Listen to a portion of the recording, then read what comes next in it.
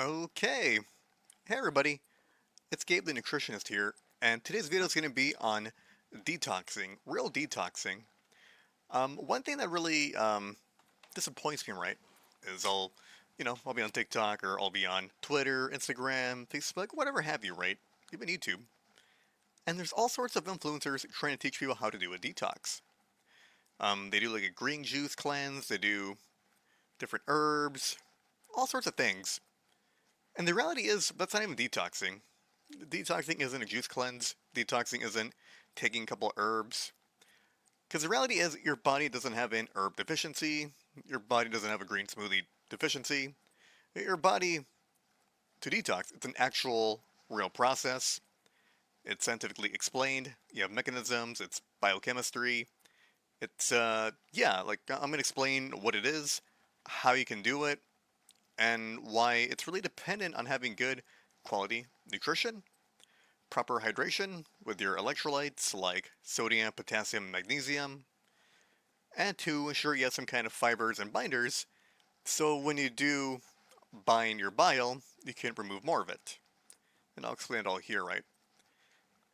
And I'm pretty happy about this video I'm going to make because, if I die, this is what I want out there. This is the cornerstone piece to helping people with disease get better. It is the one thing keeping everybody from getting healthier. Because the reality is, when you look at the standard American diet, people are lacking nutrients, people aren't eating healthy, they're not doing what they're supposed to be doing, and in reality, sometimes we need more help, more supplements, but not these herbal supplements, right? You need like minerals, zinc, you need selenium, you need molybdenum, you need, your B vitamins. Your B vitamins are cofactors to help you run through the processes and the enzymes in your body. So, to make things not so long, I'm going to begin already. And if you have a question or a comment, please leave it because I know detox can be a bit of a complicated topic to speak about because there's all sorts of internet myths and fads out there, and I want to end the fads because really it's just causing more harm than good. People think they're doing something healthy, and then they've never really improved in their health. So again, detox is an incredibly overused term because it sounds like snake oil. Everyone talks about detoxing and how you can do this thing and that thing, and it's a magical cleanse. But the reality is, lemon juice, cayenne pepper, spices, that's not going to help you detox. Not even a little bit. The reality is, you're not going to eliminate your toxins by doing that. You have liver phase 1, phase 2 detox. It's a comprehensive metabolic process that relies on having enough B vitamins. You need minerals. You need amino acids, which are proteins from your diet, and nutrients that will allow you to process, foods, drugs, unwanted toxins, hormones, basically everything your body needs to get rid of, it goes through your liver. Your liver is the bouncer, it does the detoxing, it goes through the whole 9 yards, and it makes it leave your body. And a lot of people are going to try and sell you, milk thistle and dandelion roots. Short term, sure, they could help and they may be a little protective, but over time, you don't really need it. You never needed milk thistle and dandelion root in the first place. Because, again, right, if you see here on this list, right, you get the phase 1, you have your nutrients here, B2, B3, B6, B12, B9, not folic acid, I don't recommend folic acid, glutathione, flavonoids, you're probably better off grounding instead of eating a lot of flavonoids. So again, like these are, nutrients you get from food. Then you got phase 2 here, right, just to make it quick, methionine, cysteine, those are amino acids or proteins. B5, B12, magnesium, glutathione, vitamin C, glycine, taurine, glutamine, B7, choline. These are what you need to detox. Lemon isn't going to have this, a little bit of vitamin C helps, right? But you have all these other nutrients you got to work with to help you get to the point of proper detoxing and get things out of your body to make sure if you're the kind of person that has stubborn body fat and you just cannot lose weight, it's probably because you're not detoxing, or maybe one of your conjugation pathways is sluggish, maybe you don't have enough zinc, and you're a man with low testosterone. So there's a lot of things that could be why your detox isn't going smoothly or has basically been very inhibited. So what is phase 1, phase 2 liver detox? So the liver does not detox toxins or metabolic products in a vague way. It's really organized in how it runs it. Basically, you're taking a princess, you make her look beautiful, you get her to the prince marries her off, and you never see them again, right? So phase one, you take and transform toxins. In between phase one and phase two, you have what's called the intermediate phase. You sometimes have to take something and make it more toxic, kind of like Tylenol with the NAQPI. And then in phase two, through one of the six conjugation pathways, you bind to the toxin, and then it takes it into the bile, it goes into your intestines, poop it out. In a nutshell, that's basically detox, except there's a whole lot of things, as you see here, right, that are happening to make it happen.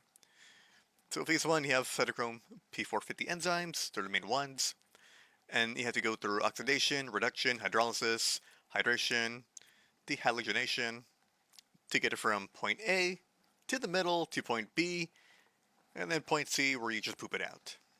And we'll talk a little about that a little more in depth. So, fast-soluble toxins are converted into reactive intermediates. Phase 1 is primarily driven by cytochrome P450 enzymes and its enzymes. There are various types of CYPs. So, for example, CYP1A2, that's for caffeine, smoke, toxins, and hydrocarbons. So you're exposed to diesel or jet fuel or, even car exhaust.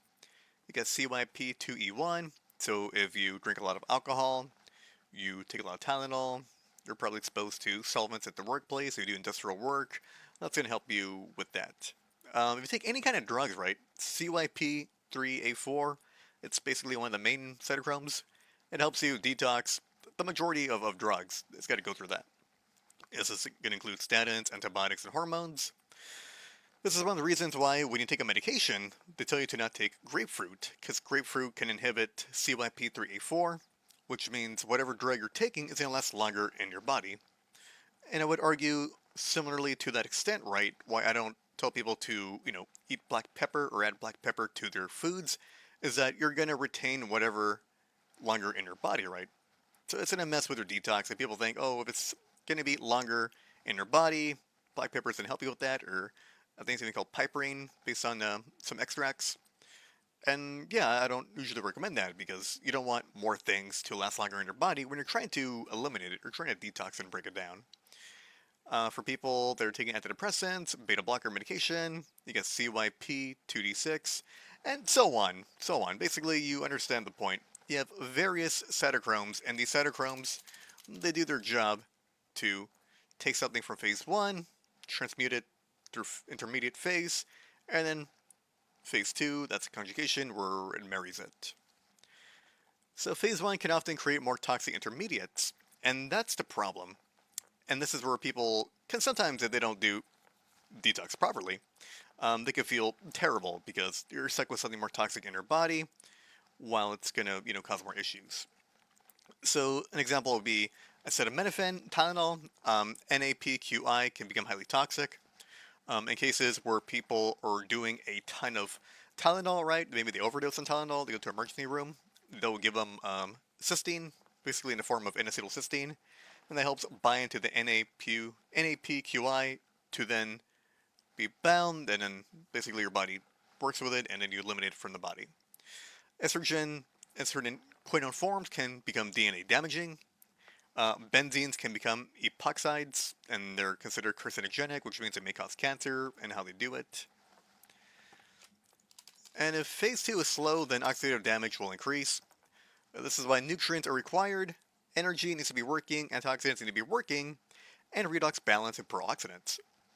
So one thing you hear, right, are people are going to badmouth oxidative stress and how all oxidation is bad. The reality is, phase 1 is very oxidative because you got to transform the toxin into a different form so you could then deal with it. So when we're talking about pro-oxidants, that's something that has to happen. I consider pro-oxidants to be in a different list than oxidative stress, right? Oxidative stress would be things affecting you that shouldn't be affecting you in the first place. So, like if you're smoking and you're drinking, don't do that because you're causing more stress that our body never needed in the first place.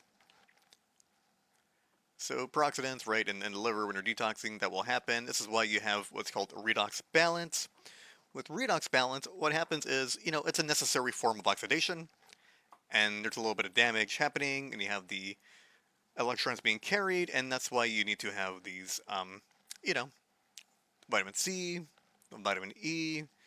Gotta have some people really like flavonoids. I don't like too much of them. You do grounding. That way you restore the electrons so it doesn't cause more damage. Basically, if you do it from a chemistry kind of point of view, physics point of view, then it becomes a lot less. It makes more sense than from a biological point of view, even though that's what's happening. So you need vitamin B2, riboflavin. It plays a role for fad cofactor for cytochrome enzymes.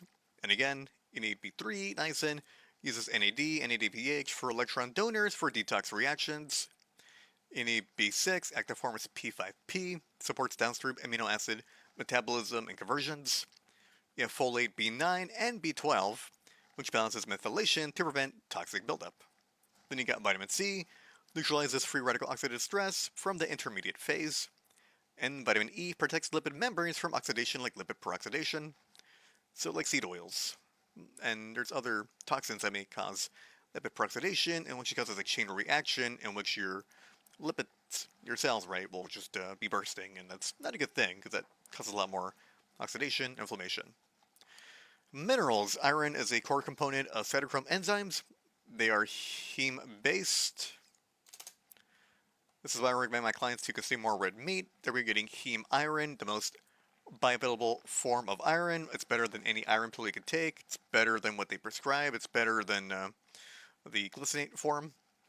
And it's going to be one of the best forms of iron your body can get that's usable, again.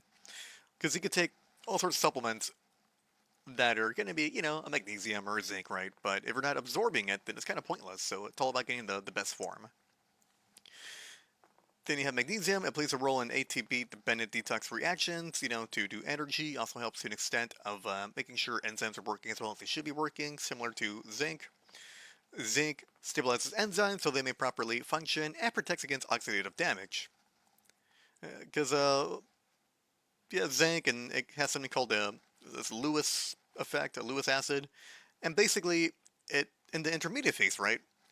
It stabilizes the toxin from causing too much reactive damage, oxidative stress, and that it kind of chaperones it in a way to where we need a phase 2 detox, and you conjugate it, it's going to be okay. So that's something, interesting about zinc. That's why zinc is really important. Glycine and taurine are required to prep for phase 2 detox, again for your bowel acids. Fatty acids like phospholipids, choline maintain liver cell membranes from damage if necessary in a state of increased oxidative stress.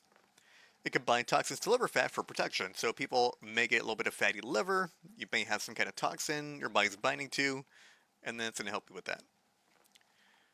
Omega-3s help reduce inflammation from reactive oxygen species, aka oxidative stress. And I encourage people to not cook or use seed oils because it drives more inflammation due to the high amounts of omega-6 fatty acids, which will then influence the prostaglandins to kind of increase the amount of inflammation going on. And I would consider that to be unnecessary inflammation. So, phase 1, what happens if you detox way too fast? Because if you, do a lot of these, you take a, multivitamin, some people feel terrible when they take a multivitamin because you're ramping up your body's metabolism. So people may get anxiety, headaches, chemical sensitivity, hormone imbalance, estrogen dominance, and increased oxidative stress. So here we are again with the intermediate phase. It's as toxic as it could get. And within this transition, this is where you have antioxidants as a buffer to do checks and balances, right? To prevent it from doing excessive damage. These are the following nutrients that keep these intermediate toxins in check from causing, extra damage, of course. And I need to do a little more research on does this phase have non-radical oxidants, which I believe I figured out the answer. But again, this is still a rough draft of an article. So 1. Glutathione is the master antioxidant tripeptide responsible for neutralizing free radical oxidants. Glutathione is incredibly impressive because it's one of the few antioxidants that can neutralize a non-radical oxidant, which requires a 2-electron donation. Based on what I've studied, I think only glutathione, and glutathione fails, you have the backup for catalase, and that's what can help you with the 2 electron donation.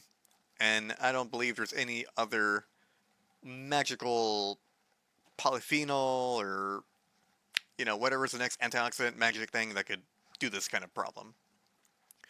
Without sufficient glutathione, non-radical oxidants can cause more chaos by increasing the amount of free radical oxidants. So, by having more non-radicals, it also increases free radicals, so which means it's a chain reaction effect that causes more dominoes to fall. Amino acids are critical for the use of glutathione and its creation because you need cysteine, you need glycine, and glutamate. They're all found in meat, so this is why I'm very pushy on people to eat a lot more meat, specifically red meat, bison, beef, lamb, because you're going to get plenty of your cysteine and glutamate. Glycine is also important. You want to, get your collagen sources, a jello source, the tough ligaments and the joints, even the bone marrow. Cofactors. So to make glutathione work even more amazingly, you need selenium for glutathione peroxidase enzyme. You need B2 riboflavin to regenerate glutathione to be used again, because it goes from a used form to a reduced form, and then it goes back and forth, back and forth. Then you have NADPH from B3, keeps glutathione active by giving it the energy it needs to run itself. And then you have vitamin C for recycling glutathione, and alpha lipoic acid can help to regenerate antioxidants.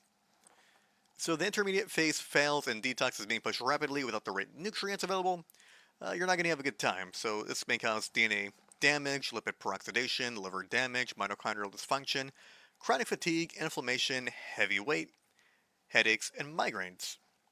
And if you're a person coming from a mold toxicity background or have been diagnosed with a chronic inflammatory response syndrome, you may need a lot more support to replenish your glutathione, and you might need a reduced glutathione supplement, along with NAC and everything else, to kind of carry you along.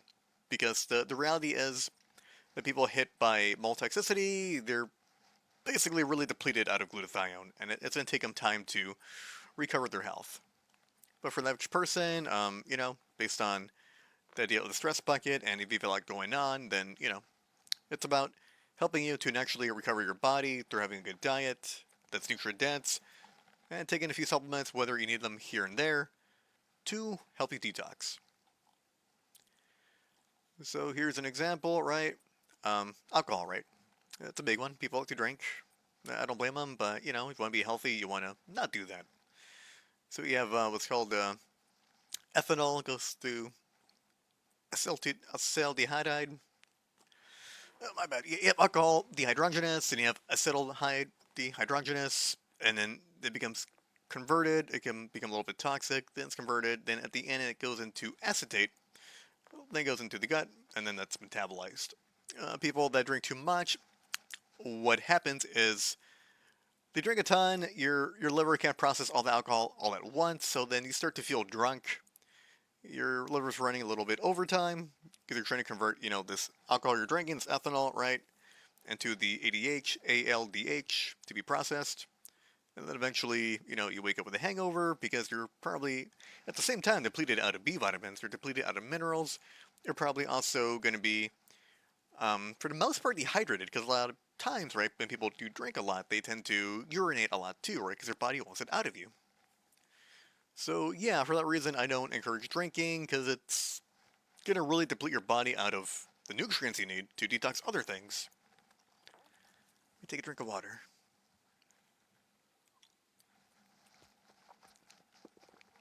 So here you have phase 2 detox. This is conjugation for good riddance to get them out of your body. Toxins then at this point, right, after the intermediate phase, they're bound to molecules that become water soluble. And then they're prepared for excretion to leave the body. But there are 6 major conjugation pathways. Depending on the type of toxin, it finds the right partner. 1 out of 6 to marry goes off in the poop cruise, as I say, to leave your body. So it's important to have sufficient nutrients so these toxins have their respective partners easily available, so that you can marry them off and leave them as quickly as possible. Because if you're lacking certain nutrients, right, for your conjugation pathways, then you're going to have a Cinderella shoe problem, in which the toxins then go to all these other people looking for the right partner to marry them. In some cases, a toxin may use an alternative conjugation pathway. Not everything's going to be a backup pathway, but in certain dire circumstances, that could be the case. And if you do a keto, carnivore, ketogenic diet, right? Carnivore, whatever, low carb. I always tell people to, if you're planning on detoxing, you add a little bit more carbs. And the reason I say that is because although your body can make extra glucose through gluconeogenesis, and it's not stressful, I think what people misunderstand, right, is your need for detox, depending on what you've been exposed to in your body, you may need more glucose for glucuronidation to have glucuronic acid to be attached to a toxin to then detox. That way you're running UDP, glucuronosyltransferase, so you could do some detoxing, right? And glucuronidation is, in my opinion, it's one of the big hitters, right? Right next to amino acid and right next to, they're all important, right? I don't want to say one is more or less important than the others. They're all equally important, and if you're missing one, your detox as a whole can suffer as a whole too. Everyone has a role to play, right? So they're all, pretty amazing. But basically, yeah, if you're doing a ketogenic diet, keto, you know, carnivore, low carb, if you're in the middle, whatever. Point being, just, uh, don't max out your carbs, but if your goal is staying ketosis, try and go towards the end of that where you're still in ketosis if that's your goal, right? If you're low carb, I mean, you're going to be pretty fine, right? I wouldn't recommend eating more than 130 grams of carbs if you're doing it for reasons to, balance your blood sugar. In that case, what I will say, right, is you could increase your carbs a little more just to help you with the glucuronidation part of this detox. And for a lot of people, they will feel better. I think people will often misconstrue, like people that go carnivore and then they go back to like a paleo fruit diet and they're feeling better. I don't think they're necessarily feeling better because they're eating sugar, but they're getting just enough sugar to where they're able to run their glucuronidation pathway so they can then detox. You know what I mean? Because if you're doing a higher fat keto diet and you're not, doing a higher protein diet, then you're not going to have, that extra glucuronidation that you need. So I hope this patches some holes in people's idea, right? Because it doesn't mean one diet's better than the other. It's just from a biochemical point of view, you may need a bit more glucose to help you with this. But if you're a type 2 diabetic, stay low carb, stay keto, stay carnivore until you hit remission, and then you can work on detox. But for this, people that are relatively healthy and they don't have an elevated A1C and their blood sugar is pretty okay, then they're okay with doing a little more carbs, a little more glucose, because you'll need that for glucuronosyltransferase to do the detox. Okay, so now that's out of the way, right? What does this do? Well, it helps bind to estrogen, progesterone, testosterone, and cortisol metabolites. Bilirubin helps you detox that. Plastics like bisphenol, like phthalates, pesticides, herbicides, non-steroidals, over-the-counters, right? Kind of like the ibuprofens. Mold mycotoxins like aflatoxin, ochratoxin, zearalenone. Zearalenone is the one that makes you estrogenic. Pharmaceuticals and bile acids are detoxed through this too. Some antibiotics, some benzodiazepines, salicylates. So that would kind of be like basically aspirin, right? Salicylic acid. So to make glucuronidation work well, you're going to need some glucose, because it's going to be converted into glucuronic acid to then conjugate the toxins, right? It binds to it. You'll need magnesium for energy, regulates enzyme activity of the UGTs and UDPGA synthesis. So with detox of the zinc, right, it supports it with the zinc fingers, metalloenzymes, enzyme folding, superoxide dismutase, and the Lewis acid. B2 riboflavin, it regenerates cofactors to help and support redox balance, aka balance inflammation, by checking and balancing the oxidation. B3 as a niacin, it's very important all around, right? Because you need it to give you your energy to run the processes. This is why you get the NAD, NADPH. I've heard it's a big push for people to take NAD or, NMN or NR. I don't really care. I think like just straight up nicotinic acid works fairly well, minus the flesh. It's cheaper and it works just as good, and you don't even need as much, right? I think it's just marketing to sell shit again, right? To be expensive and to make money, right?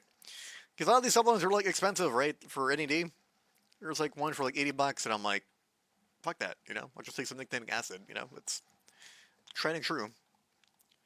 So notes, the most common sign of glucuronidation deficiency that I see, in my opinion, are people on a low-carb, keto, or carnivore diet, unable to lose fat in the feminine areas due to poor ability to detox and process estrogen. So we're talking about fat in the thighs, the breasts, the belly, the love handles, and the butt. And be mindful, right? Carbohydrates are broken out into simple sugars like glucose and fructose, and if you drink milk, like galactose. Some signs could be increased acne in adults. For women, it could be PMS and overactive emotions in women. For men, it could be low testosterone and angry mood swings. Because again, right, we're talking about this extra estrogen that needs to be detoxed. And interestingly enough, when you look at the detox pathways, they all, to some extent, to a major and minor role, involved in the detox of estrogens. And when it comes to the plastics and the phthalates and all sorts of crap and the stuff that smells good, right? Like what they put in products.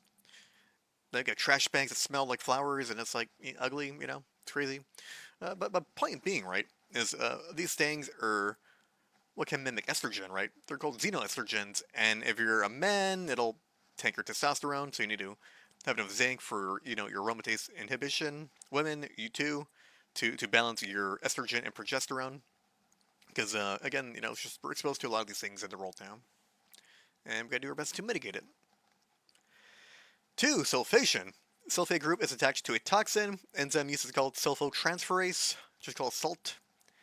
Hormones like estrogen, DHEA, which is one of the steroid precursors, bile acids, neurotransmitters like dopamine, norepinephrine, phenols, salicylates, spices, artificial additives could be the reason as to why some people may have food sensitivity.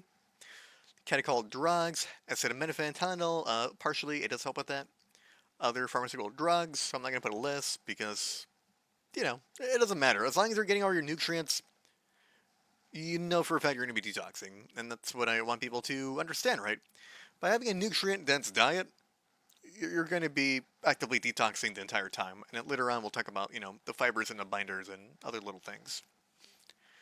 So sulfur, right? I prefer them from amino acids. You don't need to do broccoli, right? Some people do. I could care less.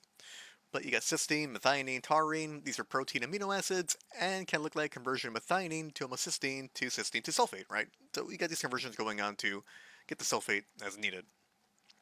Magnesium, ATP production for energy, regulates enzyme activity because, of going back to glucuronidation, it helps, indirectly. B2 riboflavin regenerates cofactors to support redox balance, aka balance inflammation, especially, when we're talking about glutathione. B3 gives NAD, ADPH energy for run. I'm just going to skip these because, they're going to come out all the time. Vitamin B6, P5P, it converts homocysteine into cysteine to then be used. Potential bottleneck is deficient, can be determined in homocysteine lab test or high. You'll find some people that go to the doctor, so have their homocysteine labs checked, and they'll need more B vitamin support, such as low dose B6. Do not take anything higher than like 15, 20 milligrams. It's overkill. You don't need that much, actually. B9, especially in the actual usable form, we'll talk about that later. But yeah, to help you with the homocysteine and the conversions. And we'll talk about that with, I think, acetylation later, and methylation.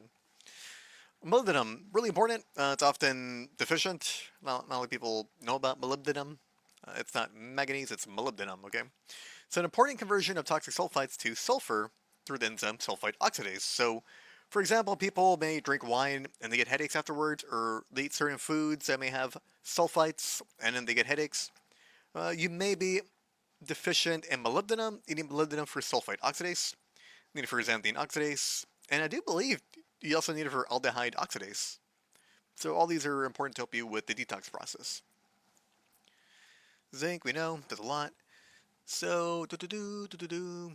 So it can be brain fog, spices, herbs, sensitive to alcohols and wines, sense of smells that are stronger than usual. If you have the sensitivity, you could need more support in that area. Cysteine is a really important amino acid because it's also used for making glutathione. Can be a backup conjugation to glucuronidation. It does play a role with methylation, and certain toxins can bind to cysteine, like Tylenol, if you take too much of it. This means cysteine can easily become depleted. Nickel 2 actually can bind to cysteine and even histidine. Can easily become depleted as it's commonly used up. This is why supplement like N-acetylcysteine has become popular in recent times. A real big deal. Foods rich in sulfur are going to be eggs and beef and onions and broccoli. Eating plenty of red meat is a great way to get your amino acids, as they're a complete protein which contain all of your essential amino acids and can be converted to certain other ones if needed. So here we have glutathione conjugation. It's when glutathione is attached to a toxin, and the enzyme used is called glutathione S-transferase. So just a note, if something ends in ASE, it's going to be an enzyme. Detox list. So again, right, glutathione is like your best man. You did that guy all the time, no matter what. He's your best friend. So it's going to help you detox mercury, lead, arsenic, cadmium, pesticides, herbicides, you name it. It's a heavy hitter. Aflatoxin, ochratoxin, glutaxin for mycotoxins, intermediate toxins like quinones, epoxides, and free radicals. Acetaminophen, the post-phase 1 intermediate, the NAPQI. It helps you detox chemotherapy, helps you with lipid peroxidation, hydrocarbons, chemicals and solvents if you work in a area where you're exposed to that. So again, we basically touched on glutathione before, and it's all the same stuff, right? You need your tripeptides, glycine, cysteine, glutamate. Selenium helps you to neutralize peroxides. Zinc to help support the structure of it, and magnesium to have the energy and enzyme activity regulated. B2 to do the recycling of glutathione through glutathione reductase. NAD, NADPH, right? If you have B3 to help you get the energy to do the recycling. P5P, vitamin B6 converts homocysteine into cysteine to be used. Vitamin C helps to recycle oxidized glutathione and reduce inflammation. Alpha-lipoic acid can help you with regenerating glutathione. That's awesome, right? So glutathione can be low in people who have been exposed to mold mycotoxins, drink a lot of alcohol. Maybe you've been a person sick all your life and you've been giving numerous pharmaceutical drugs. You may be depleted, right, in that area. If you love doing crack or cocaine or meth or I don't know. I don't do drugs. So if you do bad shit, right, or you're gonna fuck with your liver and you're gonna need a lot more glutathione to help you out.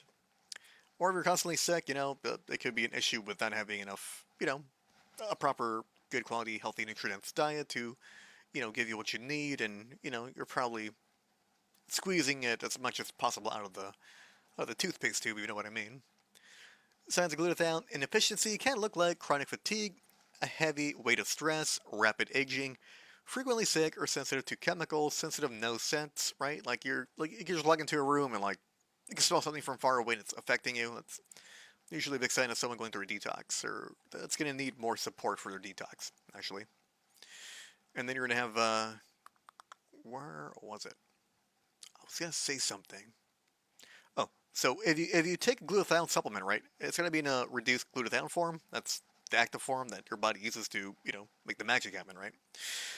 So if you take a glutathione supplement, or you go to the doctor and they give you a push, or you go to one of those wellness spas or whatever, and you get glutathione and you feel like a big weight lifted off your shoulders, you feel like more alive again, I guess you could say, you might be deficient, and you should work real hard on getting up your glutathione for that reason.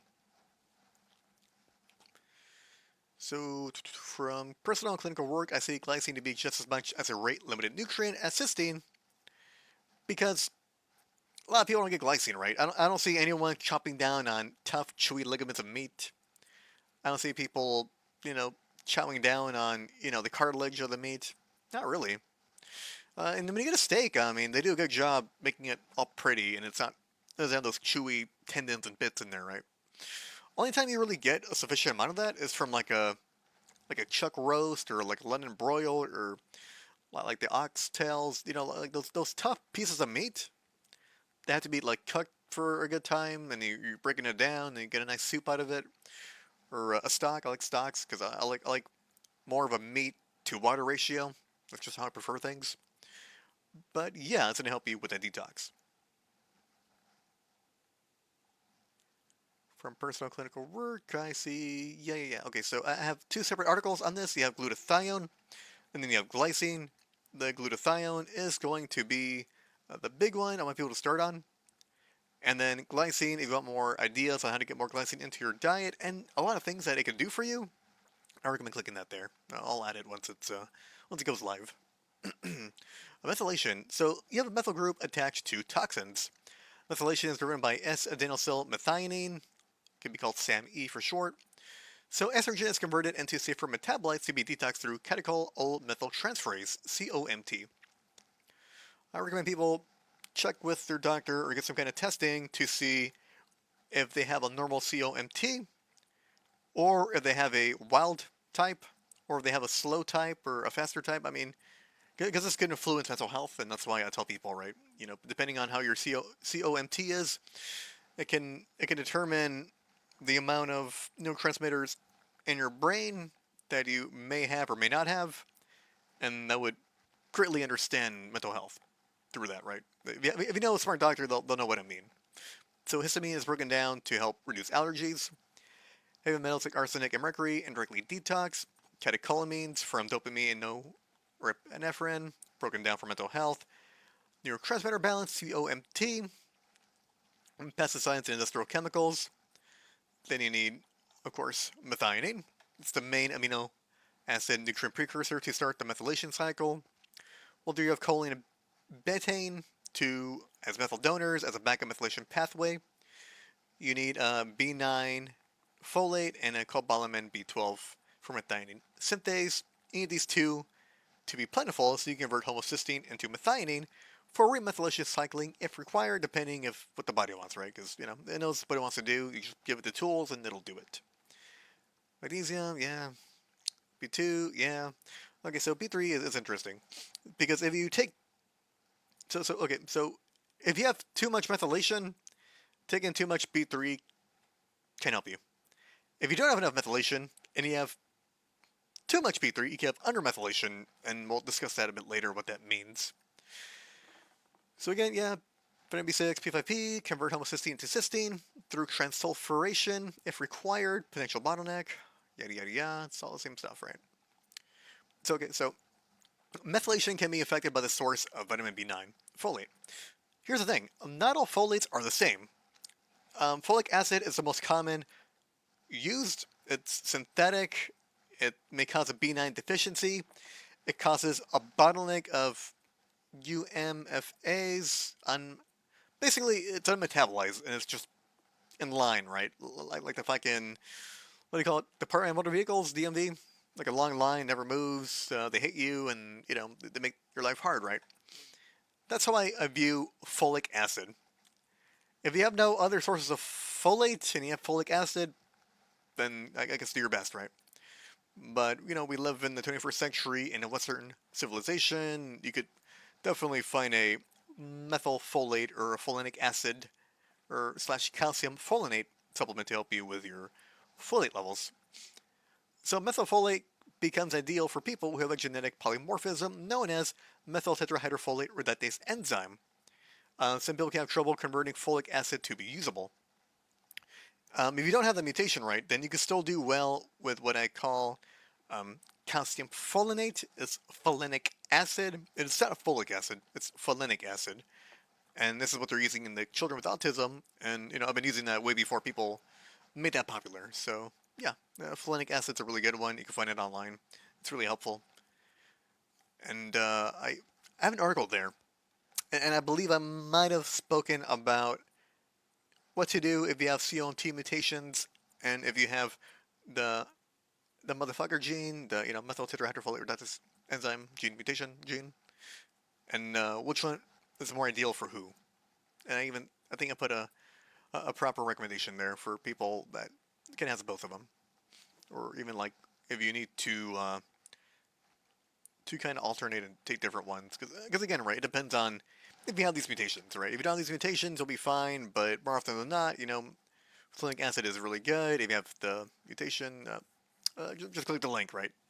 I don't want to complicate this. We're talking about just detox here. Okay, so on the flip side, right? B3 is useful. I love B3. It's important. It helps you with a lot of things. I prefer nicotinic acid, in my opinion. But here's the thing, right? If you're low in methylation, right, you're not eating eggs, you're not eating beef, you're not getting what you need, right, to get the SAMe, right, for methionine or cysteine and your taurine, right, and the conversions that go into that. What happens, right, is if you take a lot of B3, right, just some people do for some reason, you may be under methylated, and you may feel depressed, really tired all the time, fatigue, bad allergies, brain fog, you can't think, and maybe you're, you have more estrogen, you're low T, you have more fat, where women have, fat, right? The breast, the butt, the thighs, the belly. So if this is you, right, I would recommend to stop taking niacin, eat a lot more beef, make sure you're getting your SAMe, eat some more eggs. That way you're going to get your choline, right, to help you with the backup, right? And this is going to help people with that issue. On the flip side, if you take too much methylfolate or methylated B vitamins, or I think even a certain COMTG mutation can mess with that. So what happens, right, is let's say you just take a lot of high dose B vitamins, or better yet, the average B vitamin is already high dose, right? Like it'll be crazy, like 1,000 or 10,000 RDA, right? And people just say you piss it out, but I wrote an article about why that isn't so for everything. But point being, right, you may have too much methylation, and you might feel hyper, right? You might feel anxiety, irritability, insomnia. You may feel too much energy and higher levels of dopamine, right? Depending on your COMT mutation and your other, if you have a wild type or whatever. But point being, right, is if you do take a B vitamin and you feel just like terrible, then that could be indication that you may need to give it a break, kind of chill, see if your body brings it back to a baseline where you feel good, you feel okay, you feel normal, you don't feel over or under methylated, and figure out when to take that, so you're not getting too much of it that's gonna mess with you. Because people do have that issue, and they think it's normal that you take a B vitamin and you should just be super hyper. In reality, you should just be like, like as okay as possible. Just you're well. As as a lack of explaining what I mean, you should just feel generally well, not doing terrible and not super hyper. Right? Just good. Okay. So again, right, I recommend people to get tested to see if they have a methyl tetrahydrofolate reductase enzyme gene mutation affecting their folate levels. More often than not, taking a supplement will help you with that. Um, as an aside, women with this mutation, when they took a methylfolate, they're able to get pregnant easier. So again, right, I care about fertility and people having more kids, and the people that care are generally good people, right? So you want to help get people want to have more kids, right? Because they'll have decent kids, and we need more good kids for the world, and that's kind of my goal here. I also recommend people get tested to see if they have a COMT enzyme variant mutation that may be affecting their mental health and hormone levels. So again, mental health, you're talking about like schizophrenia and bipolar disorder and other mental issues. If I don't even think psychiatrists and psychologists even test for this. I think this should be a more common standard process, right? Where you test your COMT to see if it's normal or not. And depending on the type, your doctor will use their brain and tell you what they should do, right? Instead of giving you garbage that's gonna fuck you up, right? That way they know how to handle you without needing these things, which could be self-destructive in the long term. 5. Acetylation. Acetyl groups from acetyl coenzyme A binds to toxins. Enzyme used is called N-acetyltransferase, or called NAT. Pharmaceuticals like isoniazid, sulfonamides, hydralazine, procainamide, Detox, indirectly regulates histamine by regulating amine compounds, aromatic amines like cigarette smoke and charred food. So, what makes acetylation interesting is basically the big guy for acetylation is going to be vitamin B5. It's the sole nutrient required to make coenzyme A. You need to eat well. You need to eat enough. I don't like using calories, right? But you gotta eat enough food so your body can help make acetyl coenzyme A. B1 helps in the conversion of carbohydrates to make coenzyme A. Riboflavin, redox, B3, we know, magnesium, blah, blah, blah, we know. I mean, it's repeated many times. We'll just move on. So essentially, the most important component to ensure acetylation is running smoothly is to have enough vitamin B5 and to eat enough food. That's really it. Just eat enough food and you should be fine. However, what I will say, right, is if you've been affected with mold or you're like incredibly stressed out and you've gone through some trauma, you've gone through some shit, you got some PTSD, and you're in fight and flight mode and you're stuck and you can't really relax and chill, you might be deficient in vitamin B5 because B5 is used up a lot in stress. So find a vitamin B5 supplement. I think it's like a calcium pentothenate. That should help people with stress and even calming down. If vitamin B1 magnesium don't do the trick. It also helps indirectly with amino acid conjugation by using coenzyme A to activate a toxin, and we'll talk about this here. Then you have 6, amino acid conjugation. So I'm really big fan of protein, and people think protein's just for muscle, and that's like 1% of what protein does, right? Like it's so narrow-minded. That's like saying water is only for swimming. It's like, well, you could drink with it, and you could clean with it, and you could make teas with it, and like all sorts of stuff, right, with water, right? You can even clean your car with water, right? But if water is just only for swimming, right, then it's very limited in how you can perceive it. So what I want people to know is amino acid conjugation. You have proteins. Let's say you eat meat, right? You eat some tasty steak. Your body takes it. It breaks down the majority of it. In some cases, if there's some peptides in there, it's kept, which they found out recently, which is interesting. There's all these peptide studies going on now. The point being, right, it breaks them down into the basic building blocks like Legos. You have a glycine, taurine, glutamine building blocks, and then your body does what it needs to do with it and do stuff, right? So then this is attached to an existing toxin forming acetyl coenzyme A. So glycine specifically, it detoxes benzoates, salicylates, aromatic acids, and environmental toxins. Taurine is more fat soluble, right? So bile acids, fat soluble medications, and fat soluble toxins like pesticides, insecticides, plastics like bisphenol A, phthalates, mold mycotoxins. It helps with the fatties. Glutamine detox list. It helps with the regulation of ammonia and urea cycle and nitrogen. So essentially, the nutrients to run amino acid conjugation is going to be glycine to bind aromatic-based toxins, taurine to bind fat-soluble-based toxins, and glutamine to bind nitrogen-based toxins. So people say if you eat too much protein, that's bad because you have more ammonia, and it's like, well, ironically, like you're getting plenty of glutamine to help you with that. So I don't know, it's just interesting, right? How like it works itself out.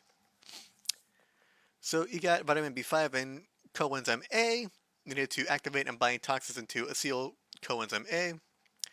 Vitamin B6 for amino acid metabolism, catabolism, conversions, all that kind of stuff. Zinc is the boss, it's amazing. Magnesium, energy, and enzyme support.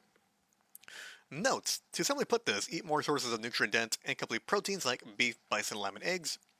It'll contain all of the amino acids, although it'll be lower in glycine than muscle meat. And I say this because people, as I explained earlier, people are less likely to eat ligaments and cartilage and tendons and tough cuts of meat. So if you want to have more glycine and you're like a soupy kind of person, then go for it, right? Collagen protein helps as its richer source of glycine. For some people that are busy in their everyday life, they're just better off taking a collagen supplement and moving on with their life, right? Because some people don't have time to do soups and stuff like that. In the case of low glycine, signs may look like headaches, chemical sensitivities, stretch marks, aging skin, leaky gut, improperly healed wounds, and joint pain. Low taurine can look like constipation and difficulty digesting fats.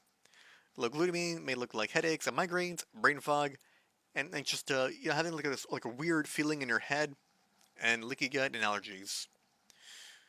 So I think I put this way too early. did, I think. No, whatever. I mean, so essentially, we're gonna talk about how it works, right? With the missing piece of detox.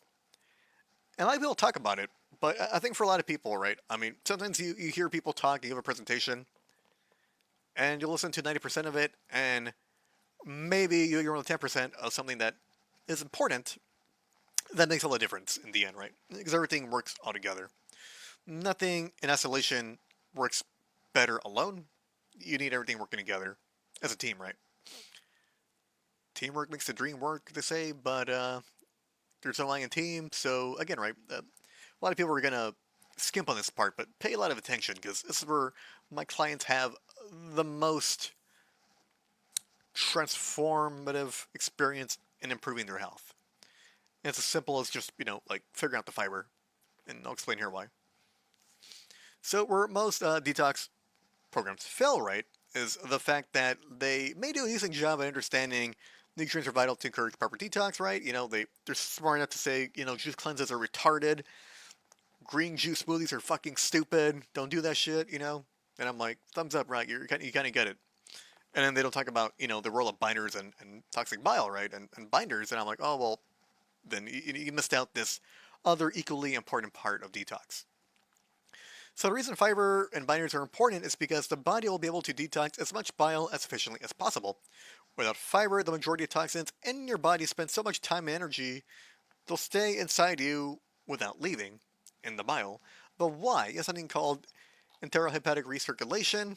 And basically what happens is you have all the toxins after phase 2 and you're done and you conjugate the toxins.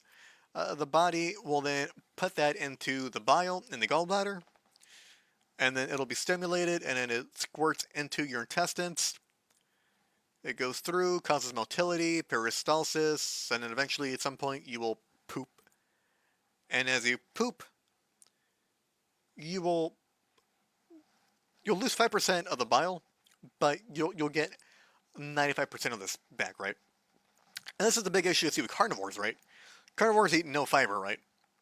And that's cool in the fact that they're trying to stop irritation to their gut, right, and let it heal their leaky gut and that kind of stuff. Then that's cool, right, for that time being. But once a carnivore is healthy and they've resolved their leaky gut, or you resolve your leaky gut, right? Well, what happens is he then can finally, rightfully so, incorporate a bit of fiber back into your diet. Not a lot, not a lot. You don't need to do 30 grams. That's crazy. That's crazy. You're gonna plug yourself up and blow up, right? But point being, right, is you do need some fiber so you could eliminate more of that bile.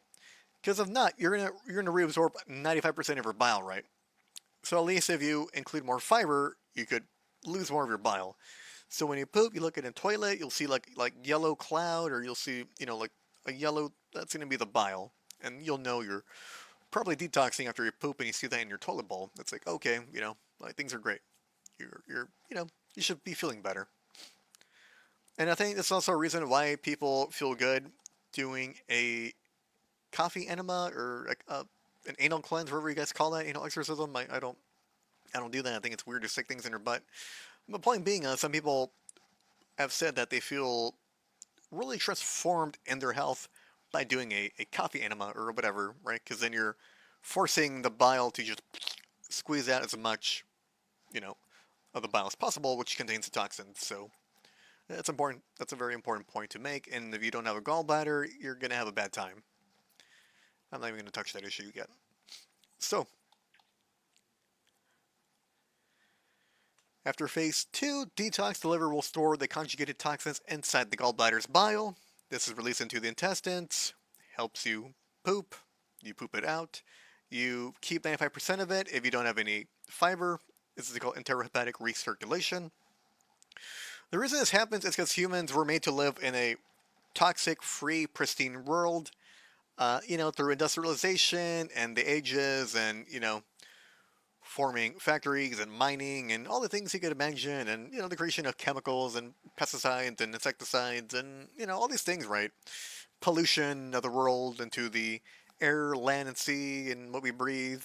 Point being, right, is, in my opinion, right, I think humans recirculate bile because it's expensive to make cholesterol to then make bile, because I don't think our human ancestors ate as well as we did today.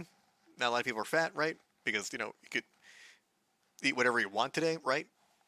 You can eat foods from around the world in America, which is crazy, right?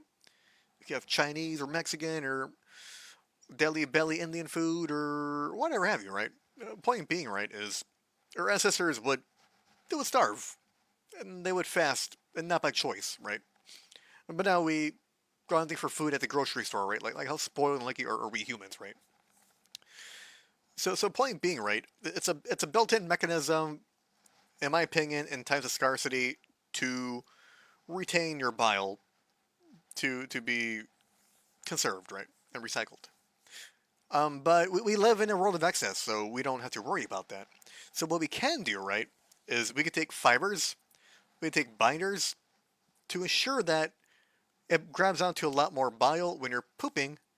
That way, more of the toxins leave the body and they're not recirculated into your body through enterohepatic recirculation. That way, your hard work pays off. So, you're going to need to eat more saturated fats, monosaturated healthy fats. I would generally recommend a low carb diet. I mean, if you're one of my clients and you're doing a keto carnivore diet and or a really low carb diet, then stick with it, right? But you're trying to reverse type 2 diabetes and prevent pre-diabetes, and then you get to a point where you're healthy enough to then do a detox, right? I want to make it clear, right? You got to be at the point of your health journey where you're kind of detoxing in between, but also you're pushing more detox at the end to kind of get the most out of it, to make the most progress.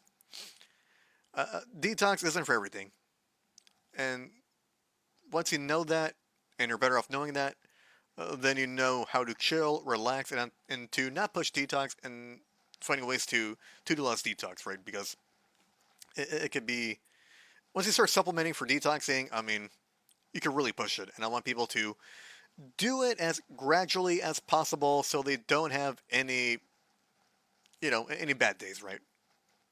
Any flu-like symptoms or sicknesses or Herxheimer bullshit. I want people to detox with gentle ease, as smooth as possible, without pushing it. Right? That's my goal here. So for some people that want to push it, talk to me, make an appointment with me. We'll talk. If you want to really feel like shit, then let's go for it. Right? What do you got to lose, right? Sure, it'll detox faster, but I don't really see the point or the cost of doing it in such a way where you're going to affect the your overall energy, your overall life, your overall work, your overall. Like, there's no need to push things to the point of being a masochist, right? I mean, I know there's people I've helped with detoxing vitamin A. That takes years. I know people want to push it to like be done with it in a week or two, but that's impossible, right? The body takes time, and you got to, you know, give it what it needs. You got to encourage it, get the nutrients, eat well, avoid toxic stuff, and be as clean as possible. And eventually, you will detox things over time. It's just, it takes time, right? Like you can't rush these kind of things.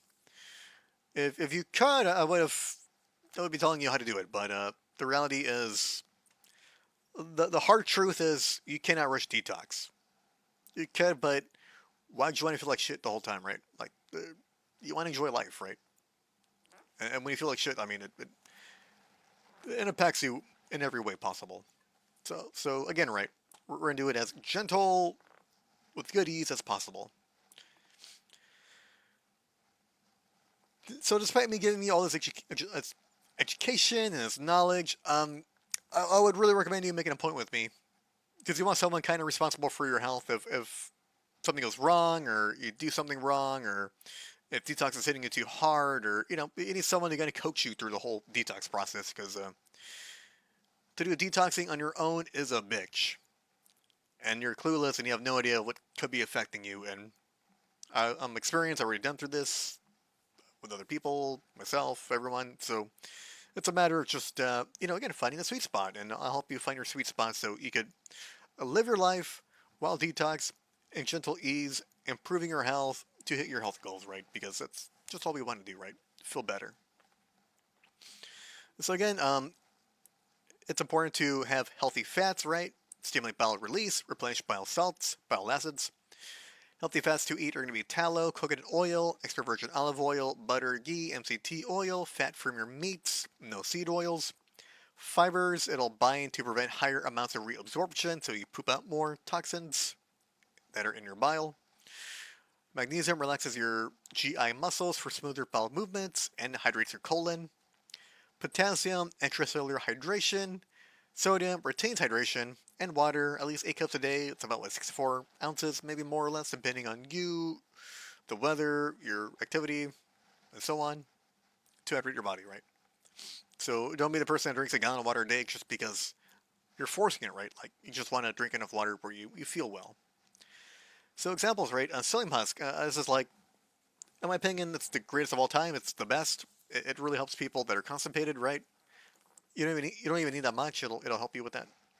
So mostly insoluble fiber with some soluble fiber, good at gelling and stimulating bowel movements, good binder for fat soluble toxins, estrogen metabolites, and general toxins.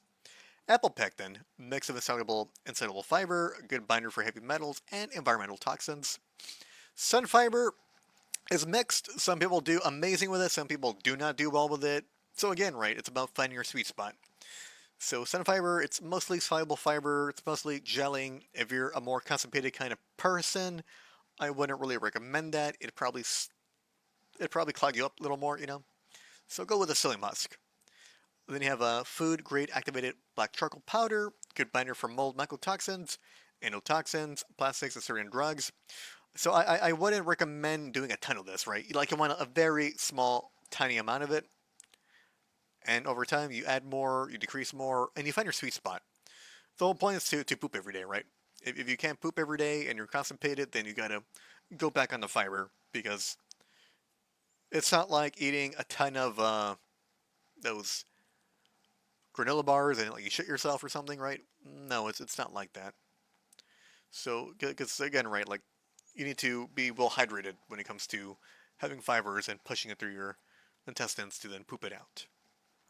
Another good one is going to be zeolite in the form of clinoptilolite. I've never said this weird. I'm going to just call it clinop. So zeolite clinop, right? It's a good binder for heavy metals and ammonia. For people, this helps them a lot with detoxing.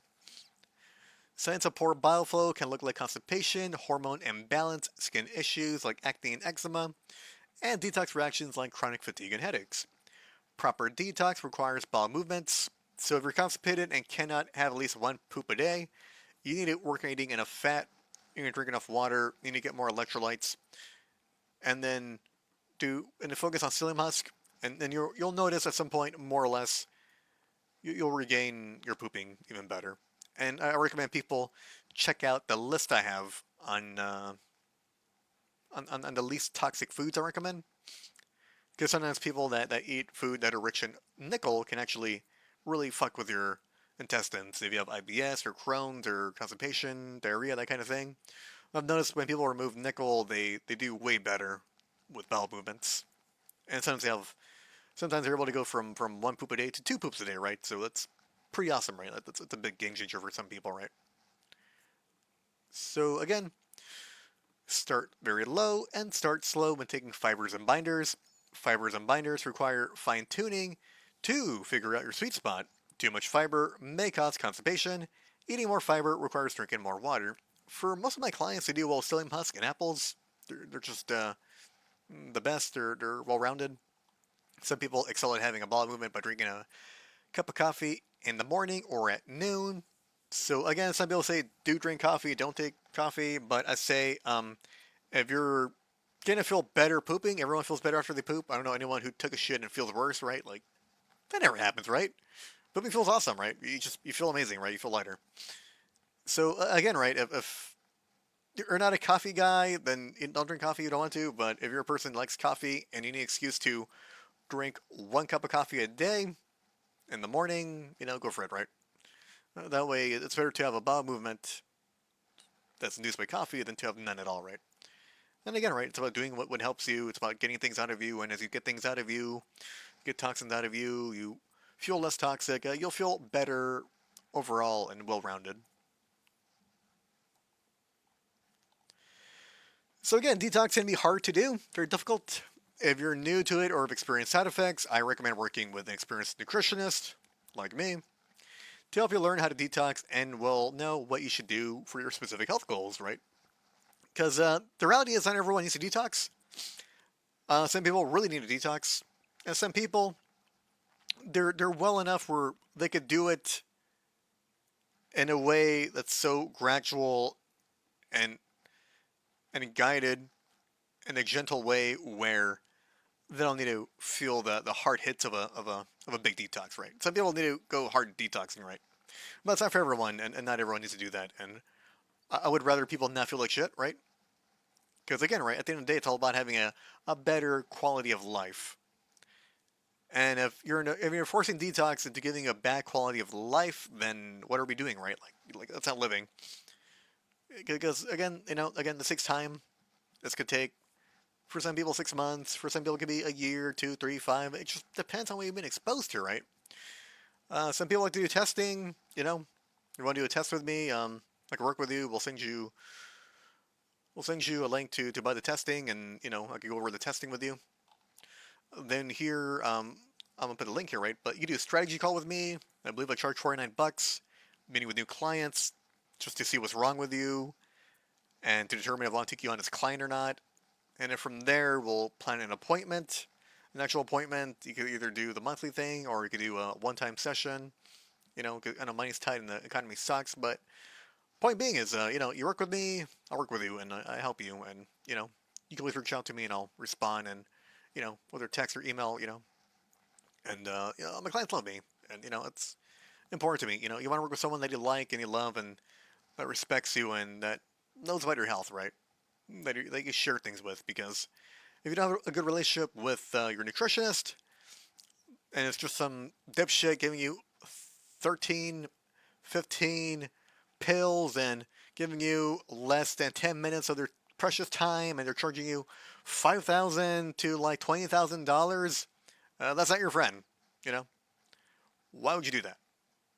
You wanna get a person that's gonna treat you like they would treat their own kid, their own family, their own wife, husband, right?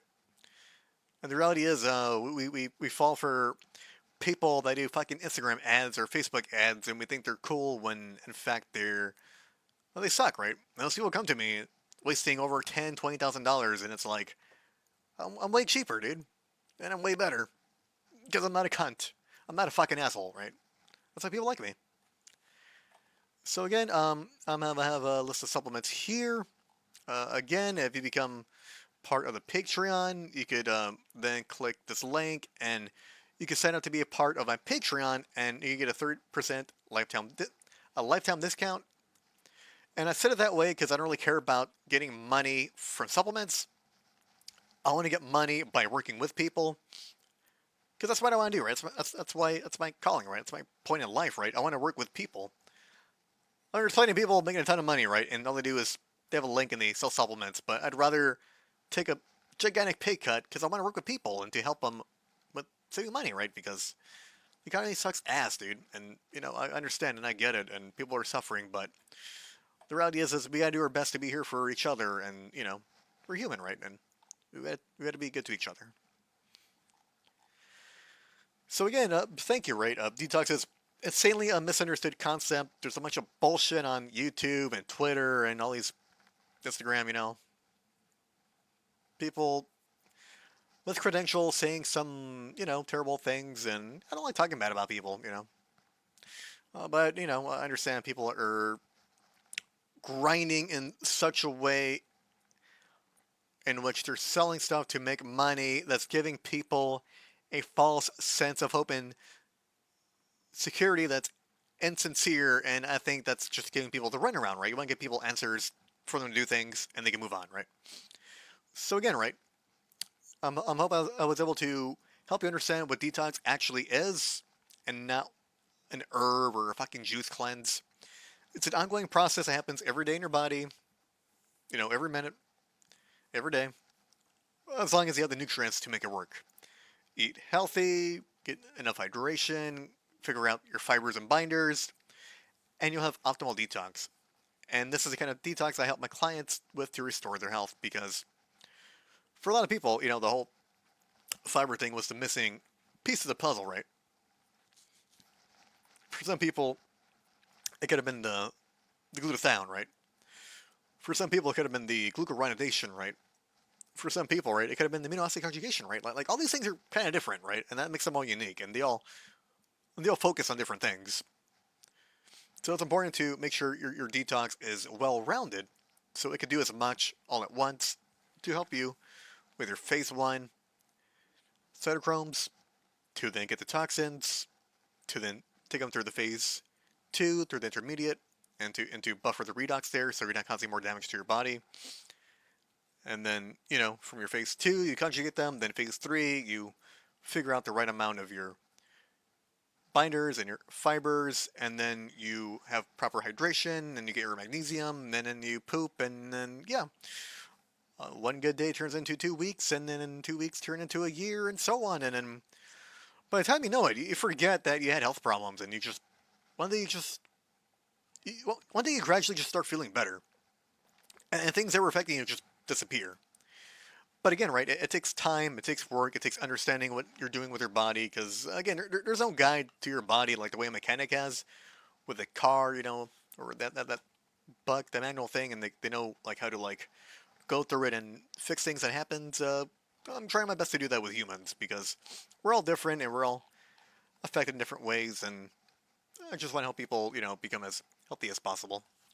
So again, please like, please share. I hope this has been informative because people will have their takes on detox, and detox is important.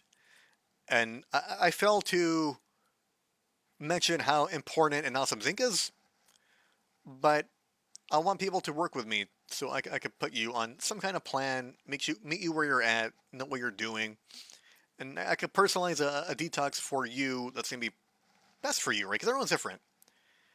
Some people do better with different fibers. Some people do better with different binders, and that's because someone may have lead toxicity, where someone might have a mold toxicity, where someone else may have a, I don't know, alcohol toxicity, right? I mean, it depends, right? We're all different.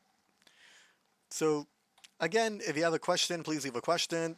Uh, Subscribe to my Patreon. It's only $5 a month, so you could get all the other articles that encompass this guide. Because it's a lot of information I put together as reference to help me and to help other people. That way, there's something in writing that people can go back and refer to, because it's a lot, man. It's a lot of information to go back, and I gotta go back sometimes and look at information because it's just so much. I can only jam so much information in my head, and I know a lot of things already, and it's like, man, there's a lot more to even remember. But again, some people want to do it themselves. Some people are very cheap, and that's cool, and I respect it. And if you want to do it, go for it, right? But I would implore you, right? The minute you need help, come to me, right? Make an appointment with me. I'm cheap. I'm affordable. And the reality is, sometimes you need a person to help you, to coach you, that you yourself could never do, right? Because again, this is my job. This is what I do.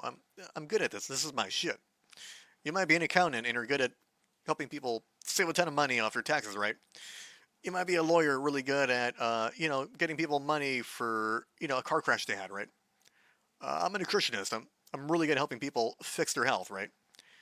And what I'm bad at is my marketing, because I can fucking do it all, and doing it all isn't very niche like.